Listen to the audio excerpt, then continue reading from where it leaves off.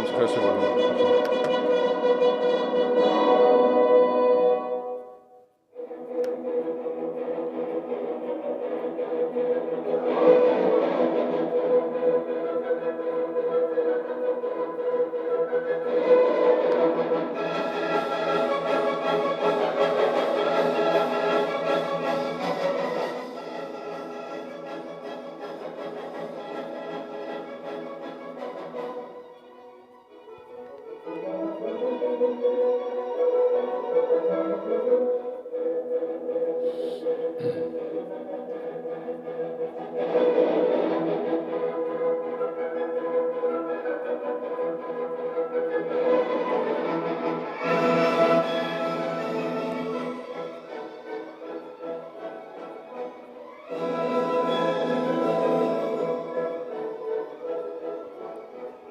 Hola, ¿qué tal? Soy Carlos Rivas Reyes.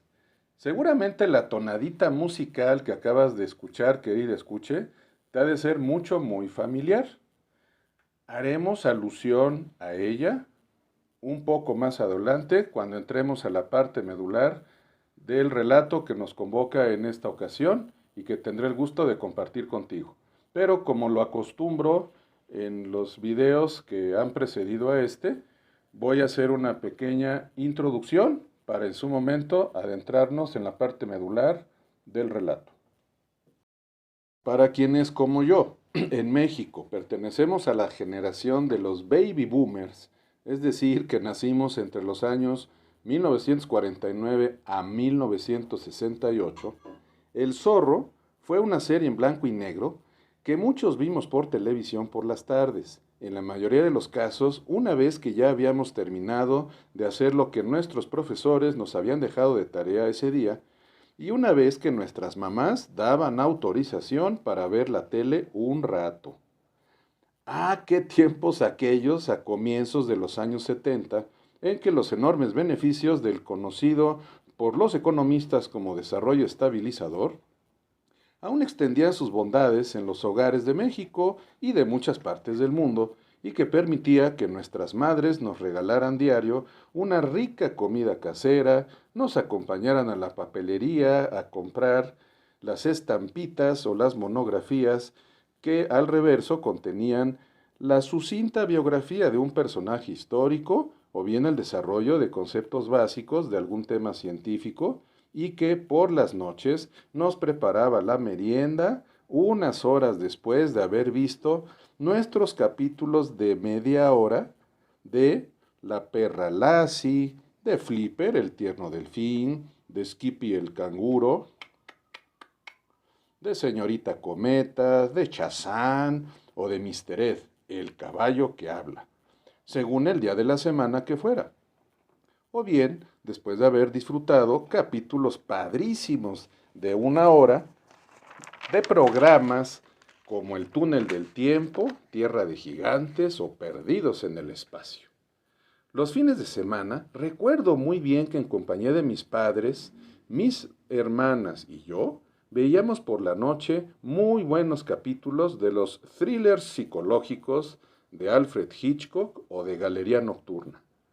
Pero desde luego, entre los programas que diario se transmitían en aquella época, destacaron dos que coincidían en que sus protagonistas buscaban siempre en sus aventuras desfacer entuertos o enderezar agravios, como en su mente poseída por el delirio, buscaba conseguir en las suyas el ingenioso hidalgo Don Quijote de la Mancha. Me refiero a El Zorro y a El Llanero Solitario, que además coincidían en algo fundamental para efectos del relato de mi autoría que voy a compartir contigo esta vez, estimada escuche: el uso de una máscara o de un antifaz. Para fortuna de mi relato, se ha realizado en las últimas décadas una serie de versiones de ambas series, aunque en formato de película, por lo que casi todo mundo, sin importar si pertenece a la generación de los baby boomer, de la generación X, de los millennials, o bien de los Z, o incluso los niños de la generación alfa, están muy familiarizados con el tema. La más reciente de las versiones data del año 1998, es sobre el personaje de ellos fundamental para efectos de mi relato, el zorro, que protagonizó el actor Antonio Banderas, que de feo no tiene nada a decir de muchas mujeres, al grado de que seguramente algunas han fantaseado con arrancarle con brusquedad su antifaz y decirle algo así como: ya déjate de misterios y déjate llevar por el momento, Toñito, o zorrito de mis fantasías. Pues bien, querida escuche, en el relato que tendré el honor de compartir contigo en unos instantes, además de enterarte de quién fue en la vida real el individuo en quien se inspiró la serie y la película del zorro, te enterarás de un dato histórico interesantísimo, sobre todo para quienes como yo sean fanáticos de la NFL, es decir, de los partidos de fútbol americano profesional de Estados Unidos. Me refiero a por qué al equipo de los 49 de San Francisco se les llama así.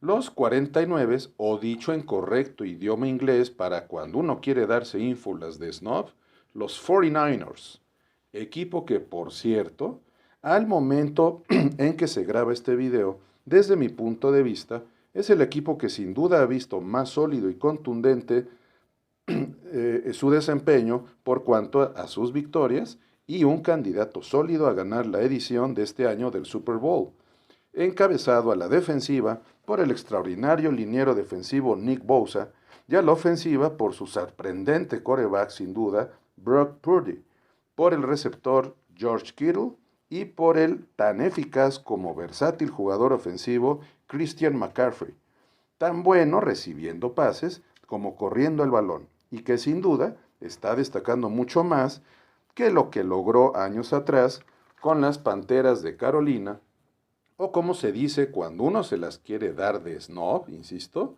como en cierta cadena televisiva en idioma español, los Carolina Panthers, you know.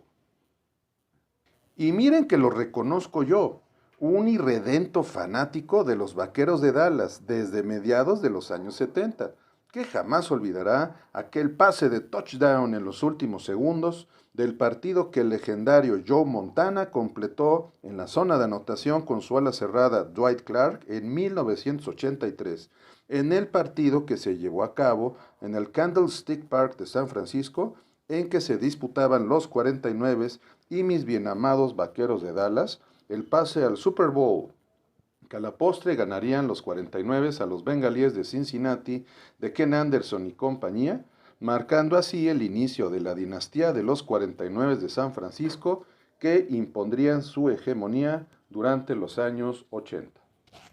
Pero este relato de suyo es pintoresco, pues todo lo dicho en esta introducción lo vamos a hermanar con el tema de la pandemia del COVID-19 que durante los 3 años más recientes causó tantos estragos en todo el mundo. Ahora sí, corramos el telón y que empiece nuestra historia.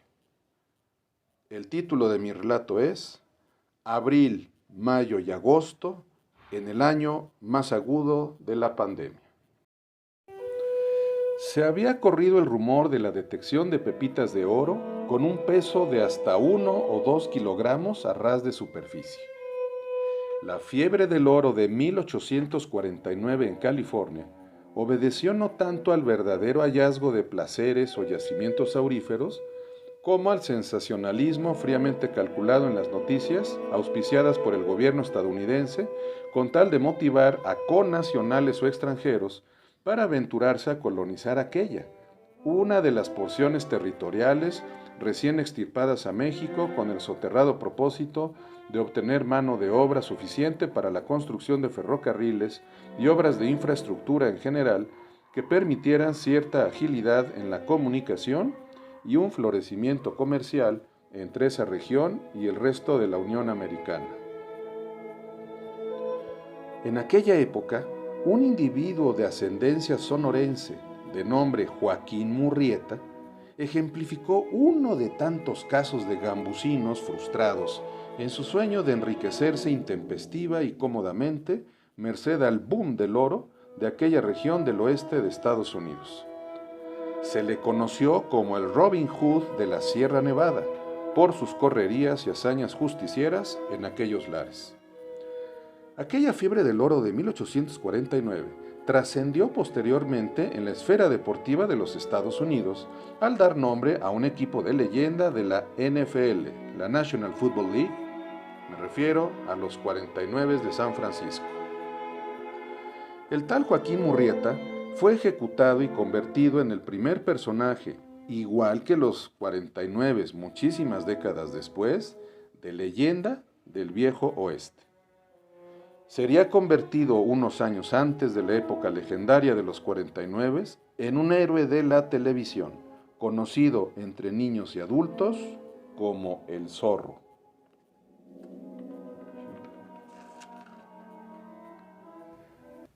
Maciosare, quien será el personaje central de mi relato, conocía el envés y el derecho de la vida de aquel Murrieta del oeste. Pues un día, cuando estudiaba la secundaria, llegó a sus manos un ejemplar de la biografía no autorizada de dicho personaje histórico. Mi Maciosare es descendiente del general Rómulo Díaz de la Vega, quizás el más gris e intrascendente de cuantos presidentes ha tenido México desde 1824, quien ejerció sus elevadas funciones por unos cuantos días como presidente provisional en los primeros años de la década de los 50 en el siglo XIX, justo durante el ocaso de la era santanista, por lo que tal vez su única proeza al ejercer tan superlativa investidura se haya traducido en haber sido contemporáneo del legendario Joaquín Murrieta.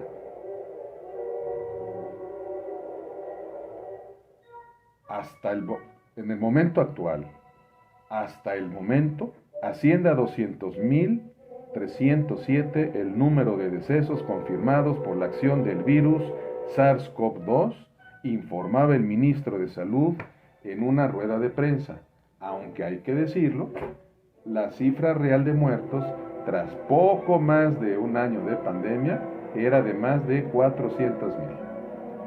En un principio, no se sabía a ciencia cierta qué tan graves serían las consecuencias de la irrupción del virus en territorio nacional, pues no se tenía una idea exacta de las características específicas del virus que había desencadenado aquella pandemia de coronavirus, según declaraciones vertidas a los medios de comunicación por los epidemiólogos más connotados del país. Se hablaba en tales medios sobre los estragos generados a la economía, primero de algunas ciudades y luego de todo el país, por el cierre obligatorio de restaurantes y demás lugares de reunión públicos. En varias estaciones de radio y en todos los noticiarios, o como se dice común y viciosamente, noticieros de televisión, se lamentaba, dada la coyuntura pandémica prevaleciente, el magro porcentaje del Producto Interno Bruto, mejor conocido como PIB, destinado al área de investigación y desarrollo científico-tecnológico en nuestro país, para la detección, identificación y combate de enfermedades atípicas, como la que en esos momentos estaba en manos y en las narices de muchos habitantes. Durante un lapso de 4 a 5 días, en particular en las ciudades donde fueron detectados los primeros casos de contagio del virus SARS-CoV-2, la gente se mantuvo recluida en sus hogares, salvo en casos de verdad impostergables.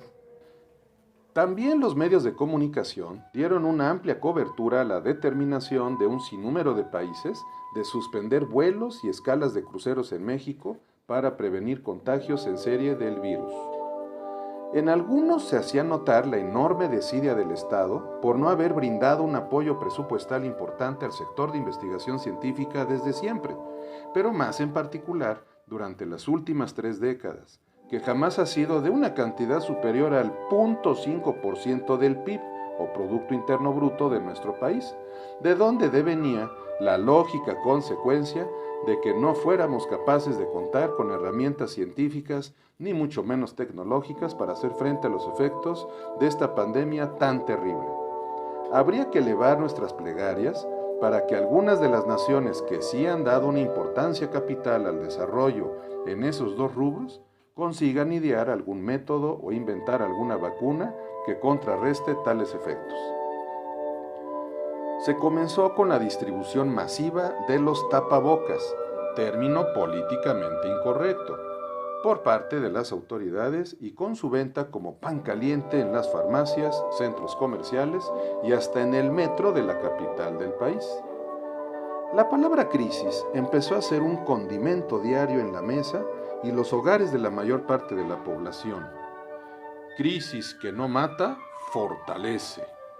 Parecía ser la expresión aglutinante de la esperanza del pueblo en que la pandemia cesara lo más pronto posible.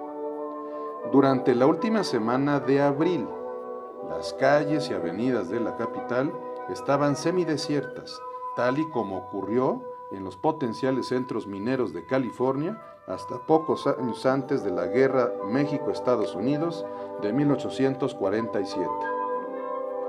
Sobre todo en esa última semana del mes de abril, mucha gente se dejó abalanzar sobre las tiendas de autoservicio para hacer compras de pánico, dado el rumor de que habría escasez en el suministro de muchos tipos de bienes, incluyendo perecederos.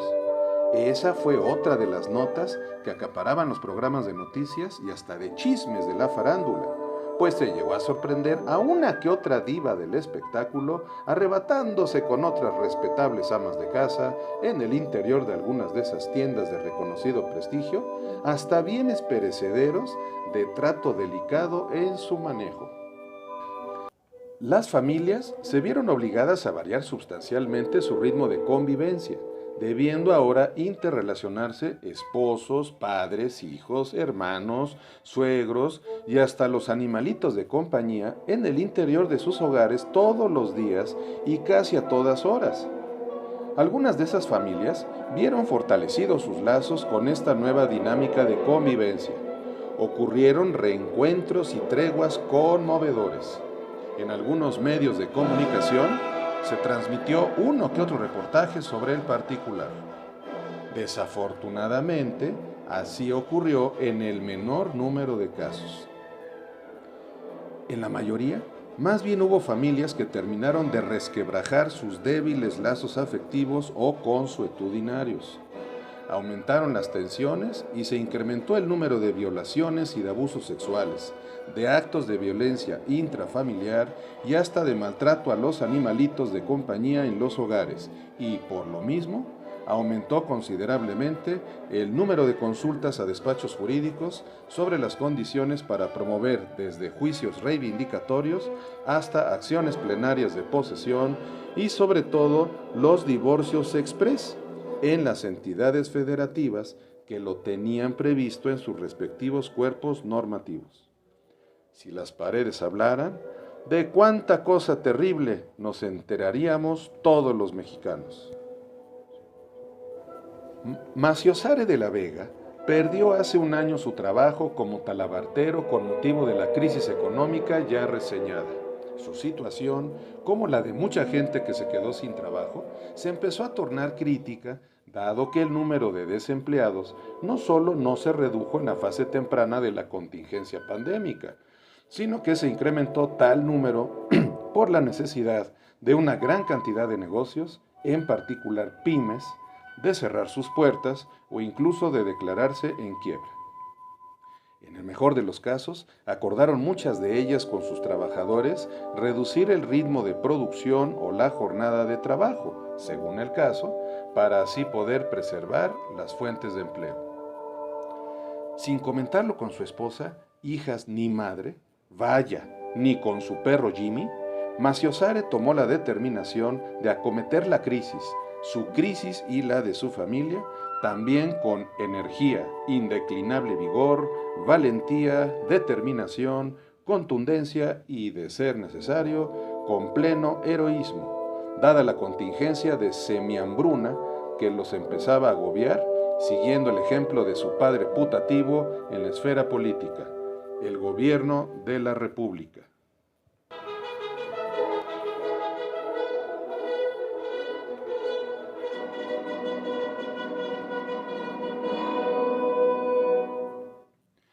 ¡Arriba las manos o aquí te quiebro, puto de mierda! La calle desierta, salvo por el asaltante y su víctima. Eran las 13 horas. Botín, una cartera con 650 pesos en su interior y un par de tenis de muy buena marca original.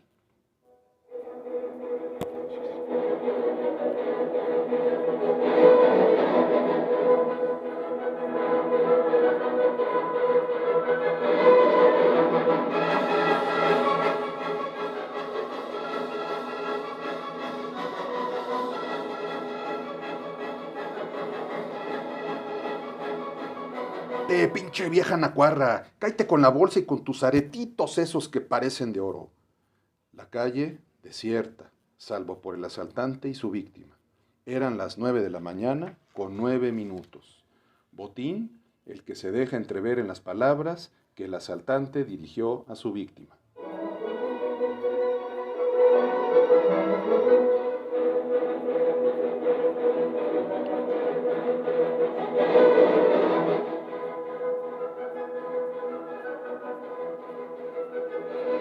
Oh, por lo que más quiera. Este dinerito se lo iba a depositar a mi madrecita, que está mala en Puebla, señor. Por favor, tenga conmiseración de mí por ella. Santo Dios.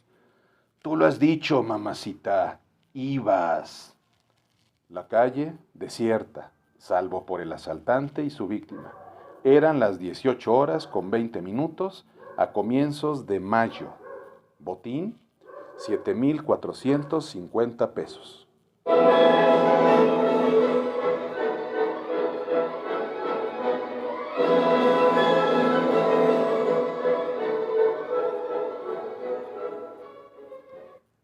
Cabrón, o te lo quitas de volada o te atravieso de 2 plomazos tal como lo hacía el llanero solitario cuando algún rufián no le daba otra alternativa.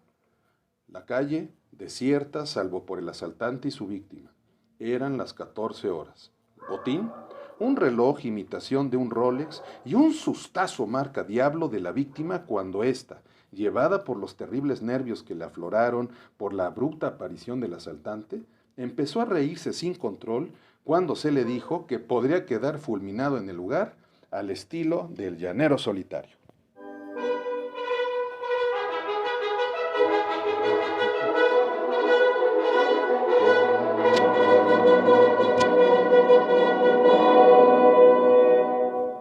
No mames, pinche vieja. Si solo traes un mugroso billete de 20 pesos, tu monedero de mierda.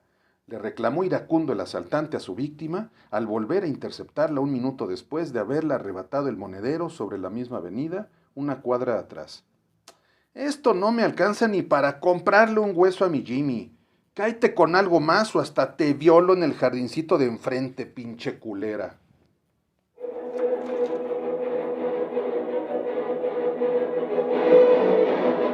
La joven de unos 20 años de edad, pálida como un pescado blanco y empezando a llorar, le respondió con la voz quebrada que era todo lo que llevaba, que si llevaba vestido sin bolsas, ¿dónde más crees tú que puedo traer otra cosa que no sea mi monedero?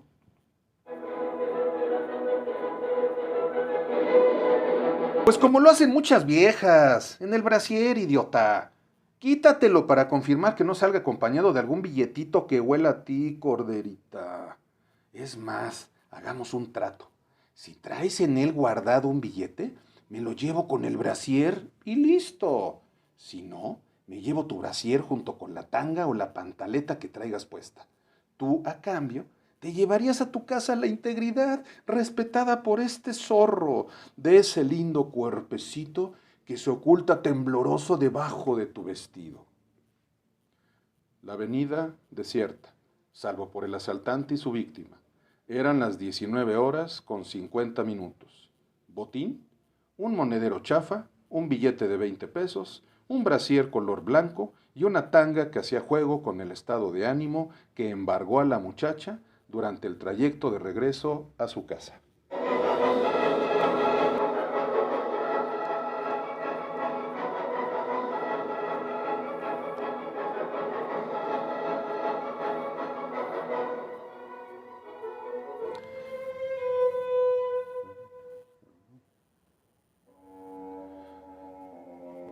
Durante el mes de mayo, los medios de comunicación comenzaron a diversificar un poco la temática de sus noticias, pues ya se percibía cierto hartazgo en la población, en el sentido de que todos los días los noticiarios daban más de lo mismo, incluidos los periódicos. Empezaron de nuevo a fincar sus noticias del día o de primera plana en hechos tales como la detención de peces gordos del narcotráfico y de miembros de bandas delictivas, entre comillas, que han tenido asolada a la población con secuestros, robos a plena luz del día y demás vejaciones a la tranquila convivencia de los citadinos. Se cierran las comillas. La policía reanudó operativos sorpresa para detectar centros de venta de mercancía pirata, como también rondines frecuentes por las zonas consideradas de mayor peligro para la ciudadanía, para prevenir la comisión de muchos ilícitos que ya tenían hartos a los habitantes de esta compleja ciudad, como por ejemplo el robo por asalto.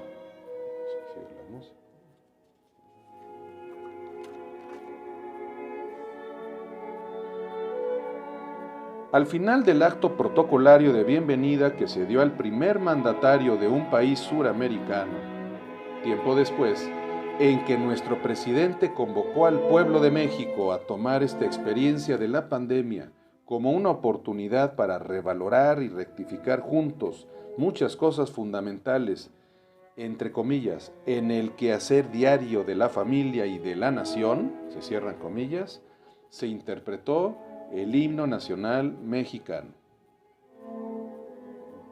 Nuestro Maciosare, que se improvisó como héroe y delincuente durante aquella experiencia de la pandemia, vio por televisión aquel discurso presidencial. Tal como le sucedía muchas veces, se le conmovió su espíritu tan sensible al escuchar en una de las estrofas del himno la parte de Maciosare, un extraño enemigo, profanar con sus plantas su suelo. Pues invariablemente se sentía homenajeado y sin ganas de volver a reprochar a sus padres que lo hubieran bautizado con un nombre que solo le generó mofas y hasta uno que otro escarnio en la escuela y en su primer trabajo.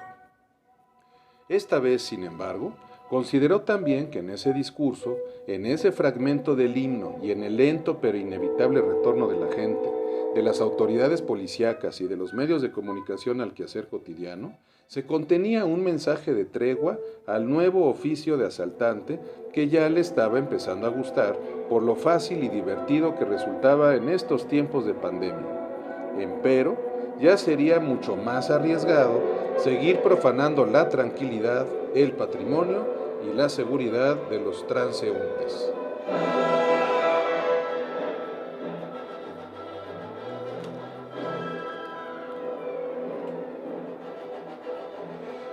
Maciosare, ante la nueva coyuntura, decidió ya no desprestigiar en su fuero interno a El Zorro, personaje que siempre lo había intrigado por usar antifaz a la hora de realizar sus hazañas. De ahí le había venido la idea de aprovechar el uso de un cubreboca que pasaría desapercibido para la poca gente que ha deambulado por las calles de la ciudad capital durante la contingencia epidemiológica en la última semana de abril y las primeras semanas de mayo de este año tan lleno de noticias difíciles para nuestro país, pero también de noticias estupendas para gente como Maciosare, que ha aprovechado a las mil maravillas la coyuntura epidemiológica para jugar a ser héroe, si no con antifaz, sí con un cubreboca color negro, como el color que caracterizó siempre a El Zorro, héroe en México de chicos y grandes durante una época muy anterior a esta de recesión económica, en el marco de una economía globalizada, y también anterior a forzados implementos tan novedosos como el cubreboca, que sirve, entre otras cosas, para ocultar la fisonomía de un delincuente sin llamar la atención de la gente,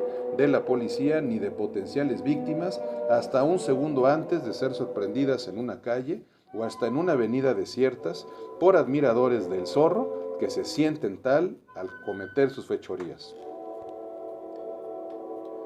Maciosare se sigue sintiendo un héroe para su familia, aunque ésta desconozca los antecedentes de tal calificativo y hasta la verdadera historia del Zorro histórico, pues el producto de sus atracos lo destinó casi en su totalidad a sufragar los gastos más apremiantes de su familia y de su perro Jimmy. Por eso, sigue creyendo que no traicionó el espíritu de una figura como la del Zorro. En la actualidad, las 9 víctimas de Maciosare lo recuerdan como su asaltante del cubrebocas negro, muy distinto a los azules, blancos o con dibujitos que han sido el color común durante la pandemia. Claro que mucha gente también usa color negro. Sin embargo, no están poseídos por el espíritu histórico ni reivindicativo de El Zorro. Maciosare las recuerda a ellas como meros instrumentos de justicia que el destino puso en su camino para poder ayudar a gente pobre, su familia, con el solo auxilio de una pistola de juguete y de un cubreboca, ambos color negro. Los razonamientos de Maciosare para justificar sus conductas delictivas durante la pandemia del virus SARS-CoV-2 pueden ser discutibles. De lo que no cabe la menor duda es que, ayudado por su audacia y por la coyuntura epidemiológica, durante los meses de abril y mayo, vaya que hizo su agosto.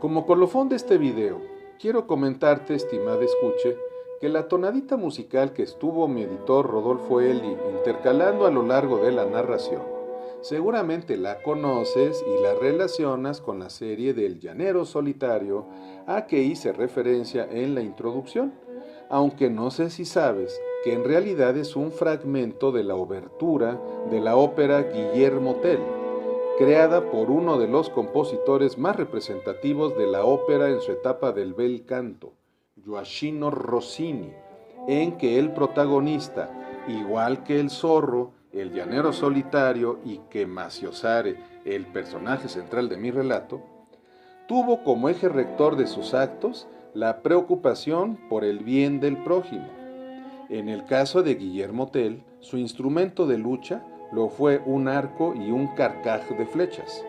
En el del zorro, una máscara negra y un sable. En el del llanero solitario, un antifaz, un revólver y sus balas de plata.